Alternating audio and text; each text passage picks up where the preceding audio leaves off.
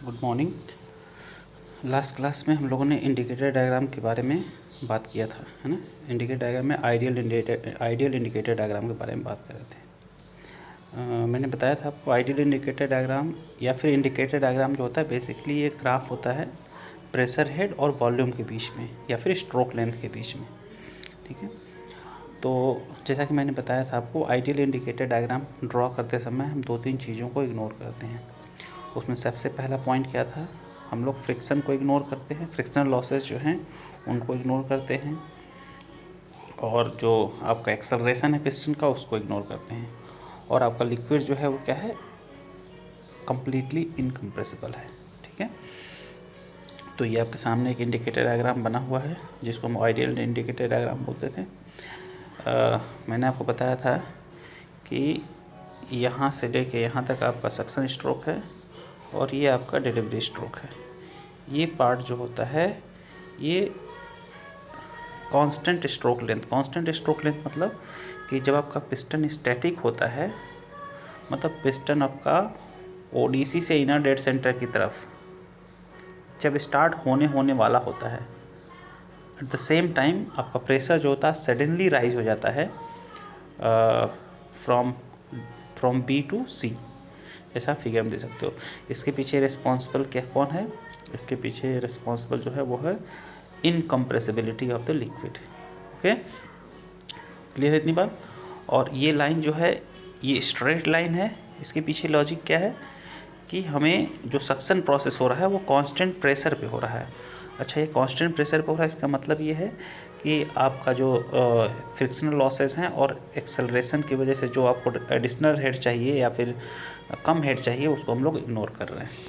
Clear है इतनी बात, ठीक। इसके बाद हम लोग बात करेंगे उस इंडिकेटर डायग्राम की जिसमें हम लोग पिस्टन के एक्सेलरेशन और फ्रिक्शन को इग्नोर नहीं करेंगे, उसको भी कंसीडर करेंगे, जो कि आपका एक्चुअल इंडिकेटर डायग्राम होगा। क्लियर है, ओके। तो आते हैं हम नीचे। तो उसके पहले आपको समझना जरूरी है कि पिस्टन का जो एक्सेलरेशन होता है विद इन द सिलेंडर और वेलोसिटी क्या होता है वो क्या हो, उसको समझते हैं जरा। ये आपका अरेंजमेंट है, ये आपका जो यहाँ पे है ये आपका कनेक्टिंग रॉड है, ये आपका क्रैंक है, ठीक है। पिस्टन इस पोजीशन से इस पोजीशन मूव किया, कितना डिस्टेंस ट्रेवल किया इसने, x डिस्टेंस ट्रेवल किया। अच्छा, इस पूरे एनालिसिस में हम लोग एक एजम्पशन लेके चल रहे हैं, बिना उस एजम्पशन के आपको ये डेरिवेशन समझ में नहीं आएगा। हम लोग एजम्पशन क्या ले रहे हैं कि L/R का जो रेशियो है, L/R का रेशियो जो है ये बहुत ही ज़्यादा है, इनफाइनाइटली लार्ज है। क्लियर।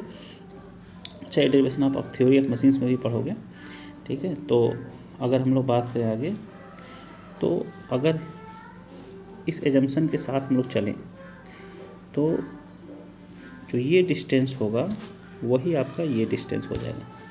एक्चुअली ऐसा नहीं होगा, है ना। एक्चुअल केस में क्या होगा, अच्छा अभी मान के चलते हैं कि ये डिस्टेंस और ये डिस्टेंस बराबर है, अभी मैं बताऊँगा कि एक्चुअल क्या होता है, ठीक है। तो अगर मैं पूछूं आपसे कि AF इस x की वैल्यू क्या होगी, तो आप क्या कर सकते हो, AB माइनस FO, है AO माइनस FO। और आपको पता है कि FO की वैल्यू क्या होगी, R cos थीटा। ये FO क्या होगा आपका, this will B R cos theta. और ये टोटल कितना है AO, वो है R। तो क्या x को हम लोग R minus R cos theta लिख सकते हैं, ठीक। बस यही आपको समझना है। फिलहाल मैंने अज्यूम करा है कि L/R की वैल्यू बहुत ज़्यादा है, और अगर L/R की वैल्यू बहुत ज़्यादा है तो ये वाला x जो होगा इस x के बराबर होगा, मतलब AB जो मैंने दिखा रखा है that will be equal to AF। Okay, clear. अब आते हैं अपने डेरिवेशन वाले पार्ट में। मैंने क्या लिखा, x equals to AO minus FO। AO की वैल्यू क्या बताई थी अभी, R। FO की वैल्यू क्या, R cos theta. Then x will be what, R minus R cos theta. और थीटा को हम लोग क्या ले सकते हैं, ओमेगा टी। क्लियर। देन अगर हम वेलोसिटी कैलकुलेट करें पिस्टन की, तो पिस्टन की वेलोसिटी क्या हो जाएगी, पिस्टन की वेलोसिटी हो जाएगी, इसको हम लोग डिफ्रेंशिएट कर देंगे एक बार। जब हम डिफ्रेंशिएट करेंगे तो क्या हो जाएगा, V इक्वल्स टू dx/dt। और इसको डिफ्रेंशिएट करोगे then you will get omega R sine omega T. ठीक, अगर इसको आप दूसरी बार डिफ्रेंशिएट कर दोगे then you will get acceleration. ठीक है, और आपको पता है कि ये किसकी वेलोसिटी है, ये वेलोसिटी है पिस्टन की। ठीक है, तो अगर हम कंटिन्यूटी कंडीशन लगाएं, पिस्टन की वेलोसिटी है सिलेंडर में जब है, जबकि वाटर का फ्लो किधर हो रहा है, पाइप में हो रहा है। ठीक है, वाटर का एक्सेलरेशन हम कहाँ देखेंगे, पाइप में देखेंगे। ठीक है, तो चाहे सक्शन पाइप की बात करें चाहे डिलीवरी पाइप की बात करें, तो अगर हम कंटिन्यूटी इक्वेशन अप्लाई करें, कंटिन्यूटी इक्वेशन कहाँ अप्लाई कर रहे हैं हम लोग, इस सेक्शन में। अभी मैं दिखाता हूँ आपको, अगर आपका ये है तो कंटिन्यूटी कंडीशन हम लोग अप्लाई करने जा रहे हैं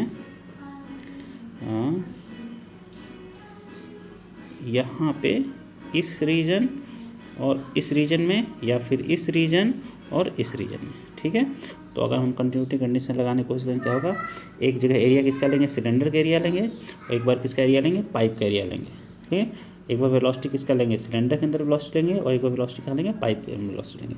तो A1 V1 equals to A2 V2। चूँकि लिक्विड आपका वाटर है तो इनकम्प्रेसिबल है, तो डेंसिटी आपकी क्या है, कांस्टेंट रहेगी। क्लियर, तो क्या हम लोग कंटिन्यूटी कंडीशन को लिख सकते हैं A1 B1 equals to A2 V2, या फिर A कैपिटल B जो कि सिलेंडर के अंदर है, स्मॉल b जो कि पाइप के अंदर है।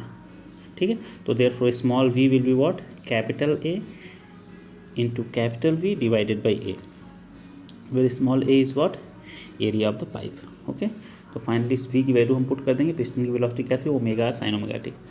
ठीक है, सिमिलरली हम लोग क्या कर सकते हैं, एक्सेलरेशन कैलकुलेट कर सकते हैं। Acceleration will be what, dv by dt, है ना, और फिर ये v की वैल्यू हम लोग यहाँ से पुट कर देंगे, then you will get the formula for acceleration. और एक्सेलरेशन फार्मूला क्या हो जाएगा, a by A into omega square R हो गया, आर कॉस ओमेगा टी, ये आपका एक्सेलरेशन का हो गया। ठीक है, क्लियर, तो पाइप में जो वाटर है उसका एक्सेलरेशन ये हो गया। क्लियर, तो अगर आपको एक्सेलरेशन पता है तो उसके मास से मल्टीप्लाई कर दोगे, then you will get the required force. कितना फोर्स चाहिए वाटर को उस पर्टिकुलर एक्सेलरेशन से भेजने के लिए या मूव कराने के लिए, तो हमें क्या करना, मास से मल्टीप्लाई कर देना है। मास क्या है हमारा, mass is what, A into L multiplied by rho. Okay, तो अच्छा प्रेशर क्या हो जाएगा, force upon area of the pipe. Clear, तो हम लोग क्या कर देंगे, एरिया से डिवाइड कर देंगे, तो finally we will get the pressure like this, rho L capital A by small a omega square R cos omega T. Okay, अब हमें अगर हेड कैलकुलेट करना तो हमको पता है प्रेशर क्या होता है, रो जी एच के बराबर होता है, therefore head will be what, pressure upon rho g. तो फाइनली हम लोग क्या करते हैं, फाइनली हमें ये रिलेशन मिल जाएगा प्रेशर हेड का, जो कि हमें डिराइव करना था।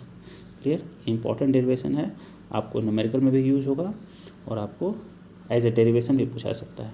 ये क्यों है, extra head required due to acceleration of the piston. ये सक्शन, अगर हम सक्शन की बात करें तो सक्शन के टाइम पे इतना एक्स्ट्रा हेड आपको सप्लाई करना पड़ेगा अगर आपको वाटर को सक करना है तो। क्लियर है, तो ये आपको रिलेशन पता है, तो ये जनरल रिलेशन है, ये जनरल हेड है ड्यू टू एक्सेलरेशन। तो आप सक्शन स्ट्रोक में इसको एनालाइज कर सकते हैं और डिस्चार्ज स्ट्रोक में तो इसको एनालाइज कर सकते हैं। तो ड्यूरिंग सक्शन स्ट्रोक क्या होगा आपका, अगर थीटा 0 हो जाएगा, मतलब इनिशियल जब पिस्टन आपका इनर डेड सेंटर पे है तो कॉस 0 की वैल्यू 1 हो जाएगी, तो उससे रिलेशन में ये आपका उसके रेस्पेक्ट में आपको ये मिल जाएगा HAS at theta equals to 0। 90 degree क्या हो जाएगा, ये 0 हो जाएगा।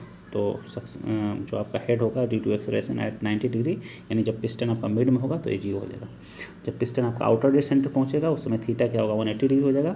At that position head required will be -1। ठीक है, इसका मतलब क्या है अभी हम लोग देखेंगे डायग्राम से। सिमिलरली डिलीवरी स्ट्रोक की बात करें हम लोग, तो डिलीवरी स्ट्रोक में क्या है, सेम थीटा इक्वल्स 0 पे कॉस 0 की वैल्यू 1, तो आपका ये हेड हो जाएगा जैसा कि सक्शन हेड में था। when theta equals to 90 degree आपका ये 0 हो जाएगा, when theta equals to 180 degree then this will be like this. Okay, तो ये आपका हो गया पूरा HAS और HAD की values at different locations. Clear, okay, अब हम देखते हैं कि एक्सेलरेशन का इफेक्ट क्या होगा है आपके इंडिकेटर डायग्राम पे। अच्छा, सपोज करते हैं, इसको समझने के लिए जरा एक मैं डायग्राम बनाता हूँ, जरा उसको आप देखो, ठीक है। अब देखो जो आपका पाइप है वो ये पाइप है आपका, है ना, सक्शन पाइप है ये आपका सिलेंडर है, ये पाइप ऊपर चला गया है और ये आपका सिलेंडर है, ये पाइप ऊपर चला गया, ठीक। अब यहाँ पे आपका पिस्टन है, ये पिस्टन है जो कि इधर मूव करने वाला है ड्यूरिंग सक्शन प्रोसेस, ठीक है, ये आपका पिस्टन है, क्लियर। वाटर यहाँ से सक होना है, ठीक।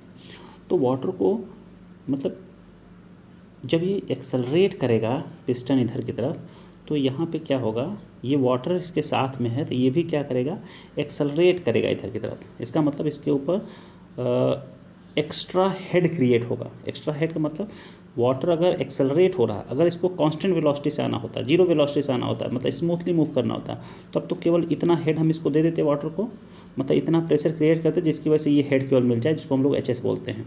अब क्या होगा, आपको एक्स्ट्रा हेड सप्लाई करना पड़ेगा so that water gets accelerated, है ना, ताकि आपका वाटर क्या हो जाए, वो एक्सेलरेट हो जाए, है ना। आपको एक्स्ट्रा हेड सप्लाई करना पड़ेगा उसको, और वो एक्स्ट्रा हेड किसके बराबर होगा, that will be equals to the head due to acceleration, जो हमने अभी डिराइव करा है।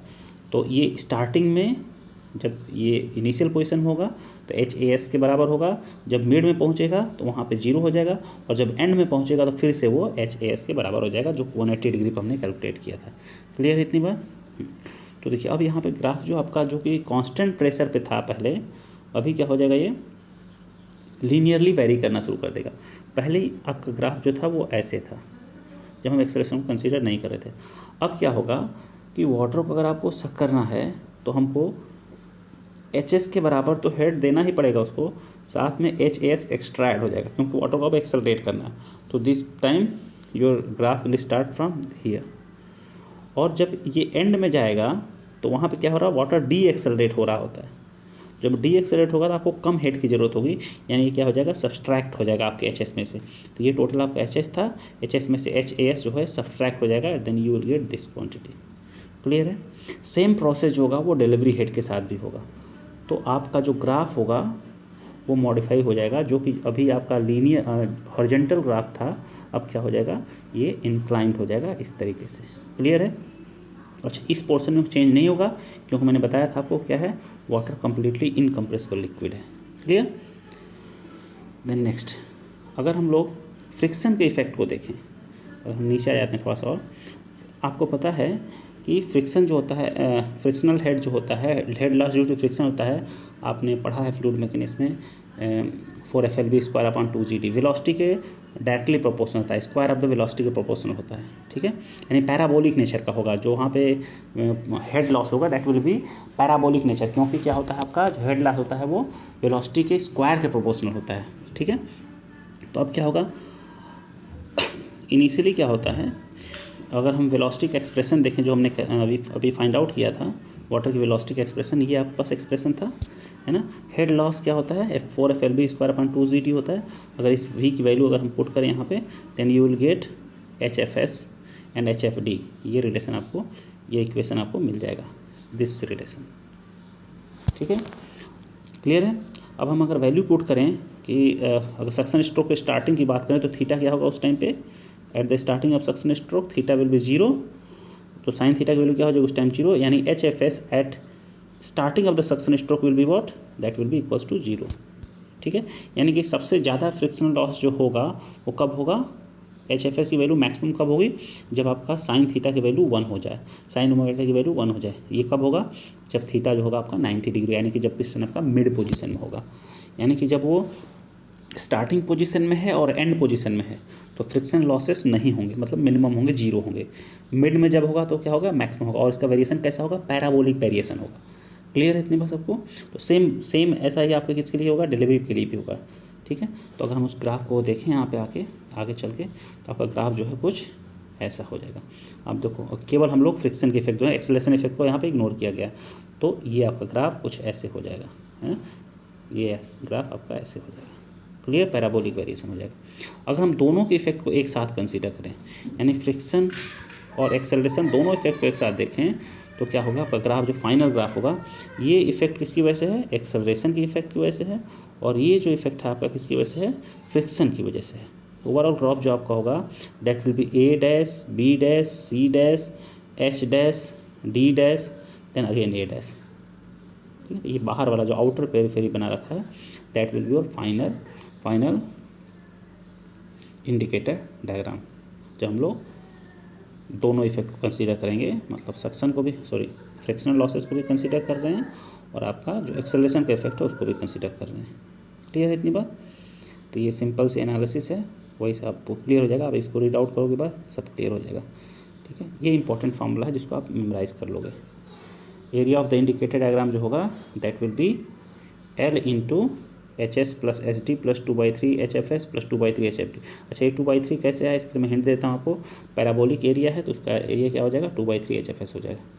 ठीक है, आप इस एनालिसिस को एक बार देख लोगे क्लियर हो जाएगा।